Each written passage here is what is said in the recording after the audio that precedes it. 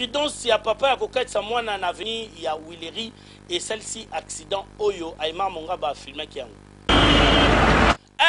Mobimba awa tozali na Wileri na rai pemeni ya wenze ya kalufungula bande kwa accident bozali komona chauffeur aye ko tuta poto atutaki yango ndenge nini a dévier mwana oyo azaki kotambola na papa na ye na kokima azaki kokima bango a tuti poto mwana landaki mouvement ya mutuka tant chauffeur azaki kokima ye aye kolanda yango ebuki lokolo poyo ka ba témoin na papa ya mwana oyo ndenge bazaki ko expliquer aza vrai chauffeur pour cela qu'il faut chauffeur ne banana surtout c'est ne ba pour amoni bango babimi brisque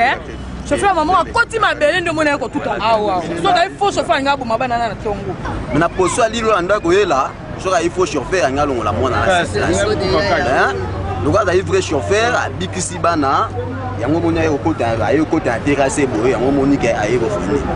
déjà PLR ezalaki na mutu abando tamba na bana wana yeso ka silvera bana tika bango mais chauffeur leke na ye tango ye papa na kati kotika bakiti mwana wana déjà alandi papa mbangu chauffeur ase amoni akwati déjà abangisi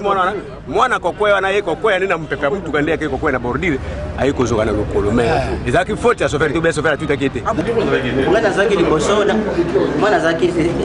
sima siko benefisi bango ke balanda nga sima yesu so mufumani na sali na compagnie de oyo batuti na mani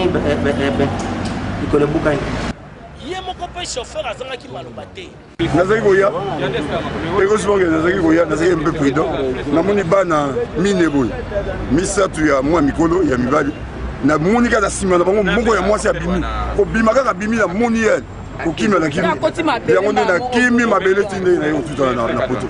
yango wana moboti esengeli kosimbaka mwana soki ozali kokatisa na babalabala ya minene lokola Wileri lokola baboulevard po te mbala mingi bana babangaka mituka na mbwa kuta pamba babangaka